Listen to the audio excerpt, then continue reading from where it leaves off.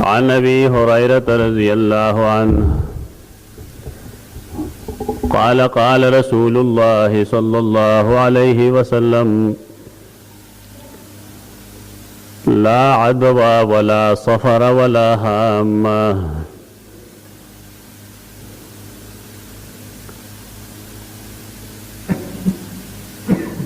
د صحیح بخاری 5717 نمبر حدیث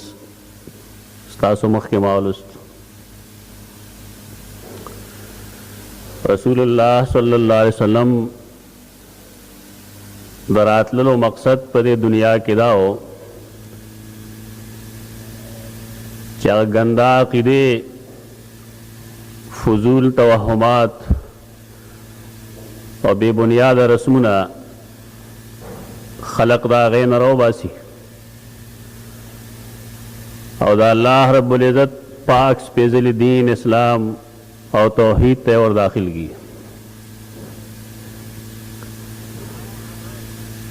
خپل دور کې رسول الله صلی الله علیه وسلم او دا هغه مرګرو صحابه کرام رضوان الله تعالی علیهم اجمعین خپل دا فریضه په ډېره ښه طریقه ادا کړې ده. لیکن دنیا کې الله رب العزت د خلقو د ابتلا د پاره د خیر او د شر قوتونه یو ځای چلی. هر دور کې خیر او شر، توحید او شرک، سنت او بدعت، اخلاص و تقوا للہیت او داغه مقابله کې ریا او خودنمائی، دا خیر او شر یو ځای چلی. ابتلا د پاره ده دې لپاره چې انسانان کوشش وکړي ځان د بدعات او شرکیاتو نه بچ کړي او د الله رب العزت توحید او د هغه د پیغمبر رسول الله صلی الله علیه وسلم اطاعت کې د جنت لار هغې باندې روان شي. عربو کې توهماتو کې یو اهم توهم یو ضروری داسې وهم چې عرب اکثر و بیشتر مبتلا ہو آغا د سفر د میاشتې تشاؤمو تطیرو دې تسپک کتلو حال لاره چې الله رب العزت دا ټول ایام ټولې میاشتې ټول کلونه د الله دی. په دې کې بنیادی طور تشاؤم نشته ده، سپیرواله پکې نشته، لیکن خلق د خپل غلط عقایدو په بنیاد بعضې میاشتو ته، بعضې کلونو ته، بعضې ورځو ته، بعضې خلقو ته، بعضې اماکنو ته سپیرو وایي. د الله رب العزت په دین کې د یو څیز د کامیابۍ دوه بنیادونه دي. یو دا چې هغه قرآن و سنت کې موجود دي. دویمه خبره دا ده چې هغه څیز ناکاره دی چې هغه د قرآن و سنت خلاف وي. سپیرواله راتلل یا سپیرواله نه راتلل دا یو غیر شرعي تصور دی. یو سړی چې ګناه کوي نو هغه ځای کې د هغې ګناه اثر سرایت وکړي. اول تکې د الله رب العزت لعنت د هغه غضب وریږي. دې ته سپیرواله نه وایي، دې ته ګناهګاري وایي.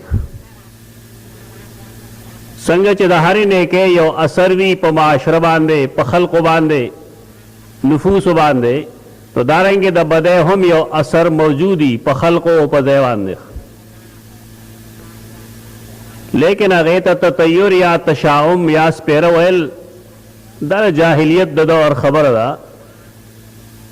کله چې د علم رڼا خورئ نو بیا تشاؤم نه. عربو با سفر میاشت سپیره ګڼله، اوس زمونږ خلق یې درنه ګڼي. فرق صرف دا دی چې شاید دی تللی چې دا څومره درنه ده. هغې خلقو به دا سپیره ګڼله. قرآن مجید نه دا معلومه ده چې یو شی سپیره ګڼل دا مشرکانه عمل دی. قرآن و حدیث کې تاسو کم ځای چې تطیر ګورئ نو د هغې مطلب به هم دا وي چې مونږه سپیره شوي یو ستاسو د وجې او د هغې نسبت په خلک انبیاء کرام علیهم السلام ته کوي. قالوا انا تطیرنا بکم یطیروا بموسی ومن معه. څه تکلیف چې به راغی نو د خلقو خیال به دا و د فرعونیانو چې دا موسی علیه السلام دا قسمه خبرې کوي ځکه مونږ سپیره شوي یو. د سپیروالي یا د نه سپیروالي دا تصور غیر شرعي دی. نه یو څه سپیري او نه هغه بې برکته وي. انسان چې کله بد عملی شروع کړي نو الله رب العزت خپل برکات واخلي. هغې ته سپیروالي نسبت کول غلط دی. د سفر دا میاشته د پښتنو په نیز خو ډېره سپیره ده او بیا دومره سپیره ده چې دا هغې د دې هغه شلیان ګوډیان د ملک نه وځي چې کله دی په آخري شورو باندې آخري چهارشنبه باندې چوري وکړي خلک او هغه د خپل کورونو ګوټونو کې واړی راواړی توی راتویږي. دا یو ډېر غلط تصور دی. دا اسلامي تصور نه دی. د بعضې خلکو خو خیال لای چې د سفر په د آخري شورو باندې رسول الله صلی الله علیه وسلم ته صحت نصیب شو نو دا امهات المؤمنین چوری کړې وه. په دې وجه باندې مونږ چوری کوو. سوال لای چې دا خبره د دین کتابونو کې یا د تاریخ کتابونو کې هم داسې لیکلې ده او که نه دا یو بې بنیاده خبره ده. دا بې بنیاده خبره ده. په یو ځای کې سپیروالی یا نه سپیروالی راتلل دا د انسان په عمل باندې. یو بنده له الله اولاد نه ورکوي نو هغه سپیره نه دی او یو بنده له الله اولاد ډېر ورکړی دی دی دا مطلب نه دی چې دی برکتي دی. دا د الله د ابتلا کولو په انسان باندې یو سنت دی یو طریقه ده. الله رب العزت کله کله انسان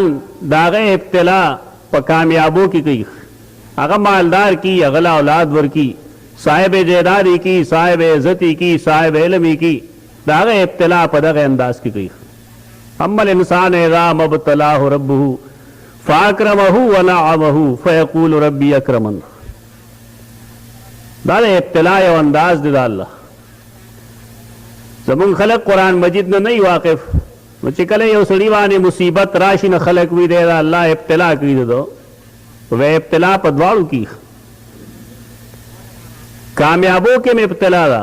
او د انسان په ناکامو کې م ابتلا ده. کله د انسان رزق تنگ شي اولاد کم شي اولاد نه بیماری پر راځي دا د الله د ابتلا یو جدا انداز دی. که بالفرض مونږ دا د چا د سپیروالي نښه وګڼو چې د فلانکي اولاد نه کېږي یا د فلانکي اولاد مري یا په فلانکي تکلیف راغلی دا د څه تشاؤم د وجې دی د سپیروالي د وجې دی د ټول دین به تهو بالا کې. ایوب علیہ السلام بارے کې دا مشهور ده قرآن مجید نم معلوم ده چې الله رب العزت په هغه ډېر مصائب راوستي وو. د هغه اهل و عیال یې اخیستی و د هغه نه د هغه جایداد ټول تباه شوی و. هغه سپیره اوسو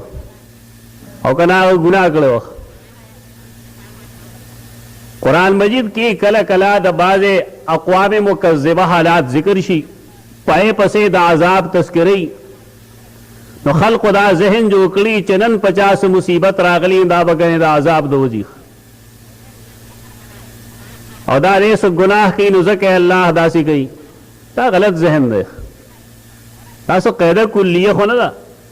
چې 50 تکلیف راځي او د ګناه د وجې به راځي. دا د ابتلا د وجې هم راتلی شي. قرآن و حدیث خو وحی دا کپاہی کی دا یو قوم پا بارے کی دا تذکرہ اکڑلا نو دا غیر تو قیدہ ولی جوڑے یہ نا قیدہ ما جوڑا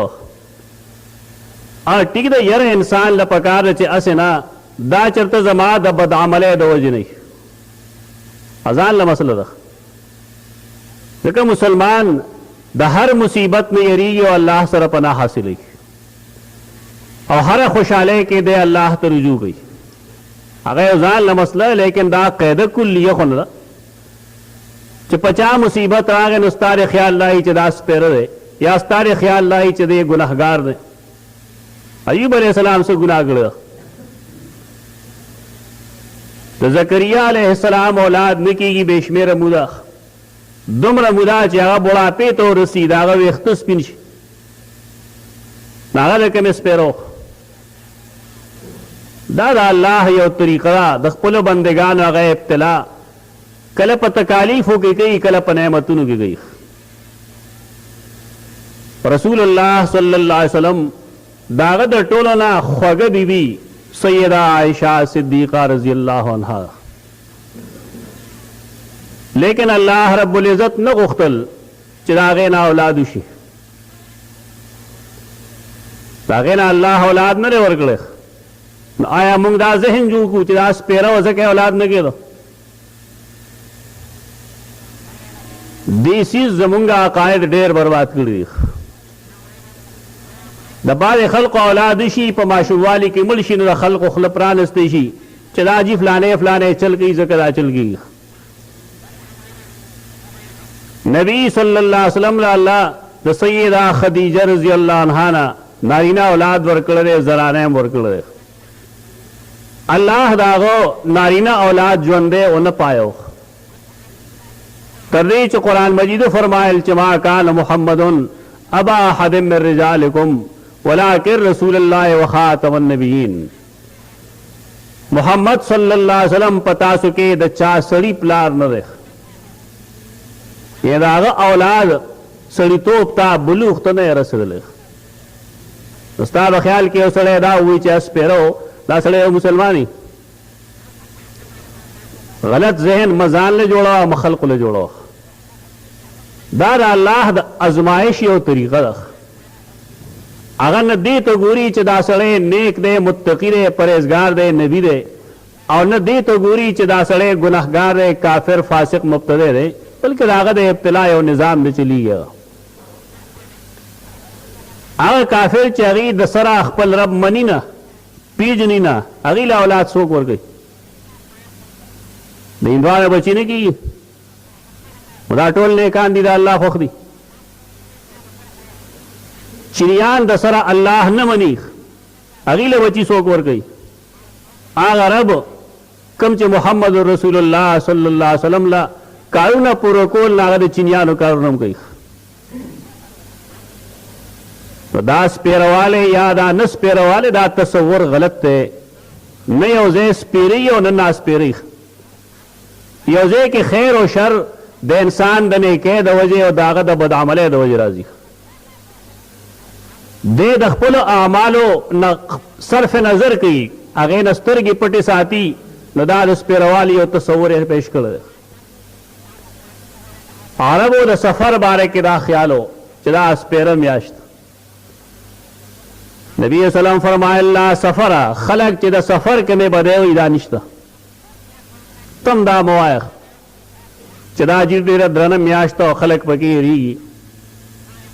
یہ مسلمان چین آگا پدے تصورات و یقین نساتی پاتی شمان دا غیب بارے کی صحیح حدیث کی موجود دی چکلن ور ڈوبیگی نظم الیکم سبیانکم ماخامی کی اخپل معشومان زان سر جخت ساتیخ دا مبارک ویخ دی وقت کی شیاطین خوریگی نائی شاید چستاسو بچی ہوئی رہی پدے کے دا سفر فرق نہ دے کھولے دا کال دولس میاشتے مسلسل دا پارے دا حکم کرے چی ماخامی کی اخپل بچی زان سر یوزے گئے لوے سڑے بھئی زان شرمولی بہر نوزی لکولی نوزی جی میاش درانہ شیر تا دا سوک سوی جی میاش درانہ میاش نه درنۍ نه سپږی د عربو خیال لا او هغې د حامې هم قایلو حامه اصل کې د هغې خیال لا او دې بنیاد یو مفروضه باندې و هغه دا و چې کله څوک مړ شي ظلمن قتل کړی شي او د هغه بدل وانغستی شي نو هغه د الو شکل اختیار کړي او بیا راځي دې ته به هغې حامه وایي او چغې وایي دې دپاره چې ما باندې اوبه وڅکوئ زما د قتل بدل واخلی دا د هغې یو تصور رسول الله صلی وسلم فرمایل حامې مامې نشته دی تطیر د هغې چې کوم بنیاد و نو هغه دا و د هغې لږ مختلف بنیادونه دي عرب عمومي طور صحرا کې اوسېدل د هغې د ټینټونو نه تانبوا نه ګیر چاپېر به جاړې ماړې وې خامخا سار چې به هغې د څه څیز اراده کوله چېرته بهر تلل نو هغې دپاره به هغې اکثره بیشتر په دې سارو مارو باندې د خپلو تلو او نه راتلو فیصلې کولې مثلا یو ښه مرغۍ د هغې په مخ کې والوته نو هغې به ویل یاره دا مرغۍ ښه تېروتې دی زما مخ کې په کار رایي چې زه دا کار وکړم او که نه یو داسې څیز به والوت چې هغه د هغې په نظر کې سپک ښکارېده خراب به و نه یې به وی یاره تشاوم دی بدفعالي ده نه دي دا کار کول بګار کله به هغې داسې هم کول چې خپلې ساتلې مرغۍ به یې پرېښودې دا که به ښي طرف یا ګس طرف ته تلې نو په هغې باندې به د هغې د فیصلو دارو مدارو تطیر اصل بنیاد دغه و دا ډېر عام شی و دا هم یو انساني بدعت په دې بنیاد باندې و چې دا ټول مارغان ښه نشي ګڼلی لکه زمونږ علاقه کې خلک په ځناورو کې خر ته بېوقوف وایي لیکن یورپ کې دا د علم علامت ګڼلی شي او دا چلان یو تصور اردو والا د یو سړي بېعزتي چې کوي نو هغه ته الو کاپټ راوایي د ګونګې بچی یعنې بېوقوف سړي ته هغې الو کاپټ راوایي لیکن عرب اوس دې دوران کې الو د ټولو نه هوښیار څیز ګڼي دا د عقل یو سمبل ګڼي انسانی علم چې کوم ځای کې راشي نو په کې دا قسم څیزونه وي دا کې الهي علم وی او دا الله په نیز واقعي د دې د خوبۍ او د نه خوبۍ هغه معیار وی کوم چې انسان خولو دا به ټوله دنیا کې یو شانتي و لیکن دا دین نه دی دا د خلقو یو توهم دی یو بې بنیاده وهم بهرکیف هغه زوړ جاهلیت په بنیاد باندې اوس هم خلک د سفر څه بدی بیانوي سفر اسلامي کال کې دویمه میاشت محرم او سفر دویمه څومره چې موږ ته علم دی د صحیح تاریخ په بنیاد باندې نو د سفر د آخري چهارشنبه چې ورته وایي فارسي کې آخري چهارشنبه دا یو اصطلاح ده تاسو د فتاوی کتابونه چې ګورئ هغې کې د آخري چهارشنبې باره کې به خبري خلق نه پوهېږي دې څه مطلب دی یعنی اصطلاح چې کومي د هغې دپاره پوهېدل ضروري دي آخري چهارشنبه خو دا مطلب دی چې آخري شورو لیکن اصطلاح د دې خلقو کې آخري چهارشنبه د سفر آخري شورو ته وایي د سفر په د آخري شورو کې څه چل شوی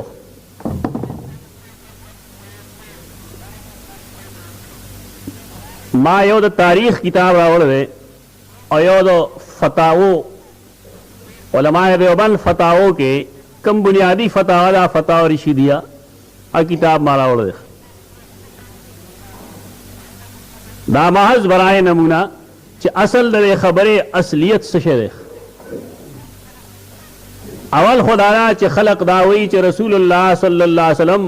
په دې ورځ صحت یاب شوی نو دا امهات المؤمنین خلق ورته بیبیانې وایي د نبی صلی الله علیه وسلم بیبیانې هغې خوشحالي کړې وه هغې کره څه خوراک نه و نو چوري وخت کړې وه سړی ډوډۍ راجمع کړې هغه چوري کړې وې ویشل روایت دار دي ته وایي د ایمان تقاضا خو بیا دار چې تاسو غریبانان نه یې یګره خو ډوډۍ نه وکنه تاسو خو لاړان یې دی ګونه پاخه کې پیغمبر سره مینه ده نبی هغه صحیح طریقه ده چې هر سړی حسب توفیق څخه خیرات وکړي درون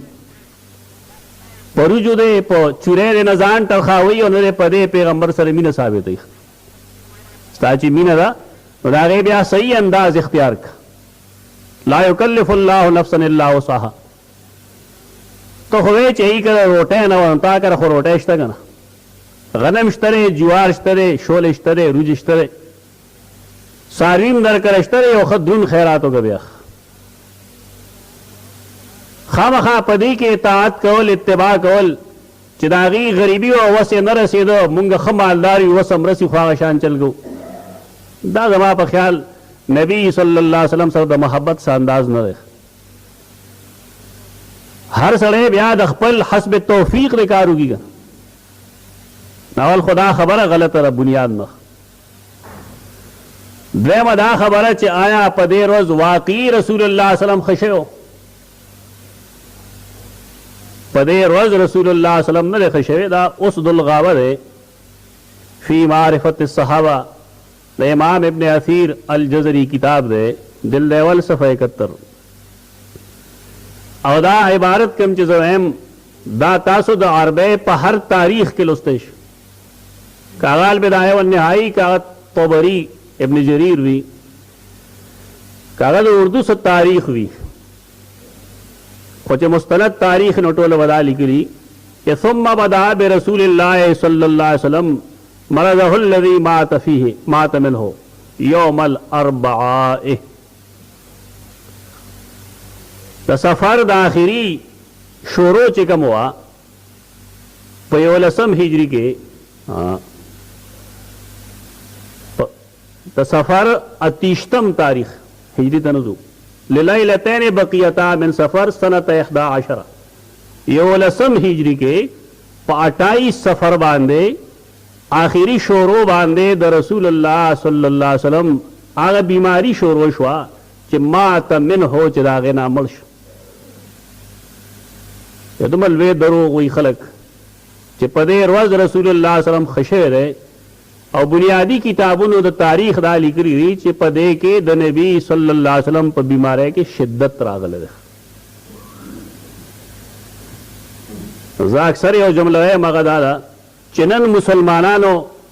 اسلام ته د کفارو د لاس نه خطر نشته دا حقیقت دی کفار اوس اسلام ته څه نشي ویلی ځکه اسلام بنیادی طور چې کوم دین دی هغه قرآن و سنت کې شته دی قرآن هم د الله په فضل محفوظ دی او د سنت د نبی صلی الله علیه وسلم چې نن څومره خدمت کیږي شاید دومره مخکې زمانه کې نه اوس انسان دا ویلی شي چې د نبی صلی الله علیه وسلم څومره احادیث دي داسې خلقو کارونه کړي پروګرامونه یې کړي چې په هغې کې د حدیث 12.5 زره کتابونه موجود دي اوس که دا ټول ملت کفر راپاسي نو د اسلام بنیاد ته هېڅ نشي ویلی لیکن دا یقین ساتئ چې اسلام ته نن خطره د نادان مسلمان نه ده دا کم نادانان مسلمانان چې دي چې کوم شي ته اسلام وي هغه اسلام دی نه ده سره د هغې په مثالونو کې یو مثال لا د سفر دی دته دا هم پته نشته دی چې په دې ورځ رسول الله صلی وسلم ښه شوی که بیمار شوی دروغ به وایي چې فلاني ویل فلاني ویل زه خو تا د کتاب ښیم هغه فلانې د کتاب پیش کړي نه بیا موږ ومنو دا څه د حکیمانو نسخې خو نه وي چې صدري را روانې دي بس د یوې سینې نه بلې سینې ته ځي د بلې سینې نه بلې سینې ته ځي د کاغذ مخ نه یې دا بېدیني ده رسول الله صلی الله علیه وسلم سره محبت کول د ایمان بنیاد دی یو سړی چې د هغه مینه د رسول الله صلی الله علیه وسلم سره د خپل ځان نه ډېره نه دی مسلمان نه دی کامل مؤمن دی نه دی لیکن داغي ټول سيزونو لپاره بنیاد بکتی شي دا نه چې یو سړی مینه کې راشي ارسه چوغلل د دې لپاره شریعت یو ضابطه مقرر کړی دا هغه ضابطه د رسول الله صلی الله علیه وسلم اطاعت ته نبی صلی الله علیه وسلم دیش په باندې بقی مقبره ته تلل هلته زیارت یې کړی د بعضې قبرونو هلته کې د هغه مزاج اقدس چې کوم دی هغه ته تکلیف رسېدلی دی دغه شپه د سیده میمونه رضی الله عنها سیده میمونه رضی الله عنها د نبی سلم بیبي ده دغه شروع باندې تکلیف کې مزید تکلیف شدت راغی او څنګه چې شدت راغی نو دغه شپه باندې بیا د سیده عائشه صدیقه رضی الله عنها کور ته منتقل کړی شوی تر اخره پورې بیا رسول الله صلی الله علیه وسلم نه مسجد ته راغلی دی محض تماشه یې کړی دی یو ځل دوه او بیا وفات شوی دی هغه وفات کې م یاد ساتئ چې 12 ربیع الاول صحیح تاریخ نه دی اب انشاءالله ربیع الاول کې ثابت کړو تاسو ته چې هغه تاریخ نادرست دی 12 وفات چې ورته وایي زمونږ خلک چې پای باندې نبی صلی الله علیه وسلم وفات شوی دا غلط دی اب انشاءالله قرآن مجید نه موږ ثابتو دا چې دا قول غلط دی پاک و هند کې د ټولو نه لوی حق پرست جماعت هغه د علماء دیوبند جماعت علماء دیوبند کې د حدیث خو ډېر لوی لوی علما تیر شوي دي لیکن مولانا رشید احمد گنگوئی رحمت الله تعالی علیه کم چې زمونږ د استاد الاستاذ مولانا حسین علی رحم الله استاد دی دا ډېر پوه سړی دی شانور شاه کشمیری رحم الله فرمایل چې رشید احمد افقه من الشامی رشید احمد گنگوہی د شامی نه چې د هغه نوم محمد امین دی ابن عابدین چې ورته وایي دا غنا رشید احمد گنگوئی زیات فقیح دی د هند علاقہ چونکه اردو کې لیکل گئی پدې وجہ دی کتابونه بار مشهور نه دي ورنه شامی علامہ شامی محمد امین ابن عابدین چې ورته وایي دا د شاه عبدالعزیز هم عصر دی څه ډېر مخکې سړی نه یې چې ته یې دا سلف صالحین د زمانې ده اوسنی سړی خو کتاب شهرت د عربی د وجې منطلق د گنگوئی رحمه الله کتاب دا تالیفات رشیدیه په نوم ما سره دی زما مخکې او دې کې راغله صفحه 154 دنه چا تپوس کړی چې دا آخري چهارشنبه څه شی دی اور دے وہی آخری چہار شنبہ کی کوئی اصل نہیں اردو کی وہی سفر چکم آخری چار شنبہ شور و خلق مناوی چی چوری کی بیاغ تقسیمی تدے ایسا اصل نشت بلکہ اس دن جناب رسول اللہ صلی اللہ علیہ وسلم کو شدت مرض واقع ہوئی تھی پدے روز د نبی صلی اللہ علیہ وسلم بیمارے کے شدت راغلے سختی راغلے تو یہودیوں نے خوشی کی تھی خوشحالی یہودیانو کړې وه خشوی نه و چې امهات المؤمنین خوشحالي کړې وه زمونږ د عالمان هم ګیله په دې باندې ده چې دوی د عوامو له صحیح ګایډ لاین نه ورکوي خولې له مالي چې راځي صفا ورته ووایه چې دا کار ستاسو غلط دی د ګناه دی ولې یهودیان خوشحاله دی په دې ورځ چې کله یهود خبر شو چې رسول الله صلی الله علیه وسلم بیمار شوی دی نو خوشحالي هغې کړې وه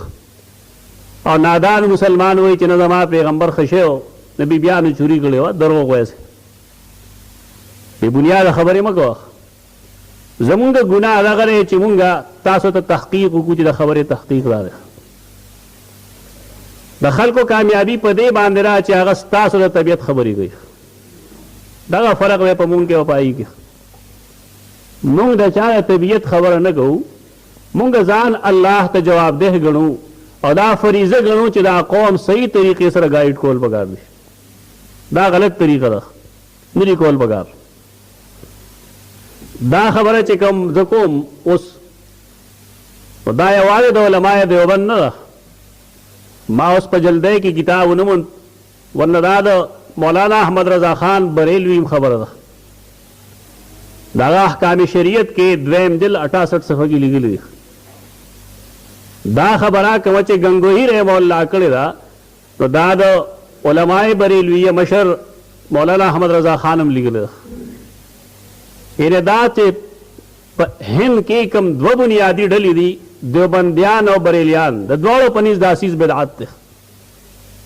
لیکن د کمال خبره دارا چې کرن یو سړی دیوبندی نه هغه هم چوري کوي او که یو سړی بریلی دی هغه هم چوري کوي. تاریخ ورته هم نه معلوم غریب ته. دا اصل خوشحالی یہودیانو کړې وه. ورپسې لیکي چې وہ اب جاہل ہندیوں میں رائج ہو گئی. دلته خلک د هندیوں په معنا نه پوهېږي، انډینس ته وایي هندي. دا رسم په جاهلو هغه مسلمانانو کې چې هغه هندوستان کې دي په یې کې هم دا رواج منتغ نو دی ولا روایت جوړ کړ چې په دې ورځ رسول الله صلی الله علیه وسلم ښه شوی دی، نبی صلی الله علیه وسلم په دې ورځ ښه شوی نه دی. دا د مینې په رنګ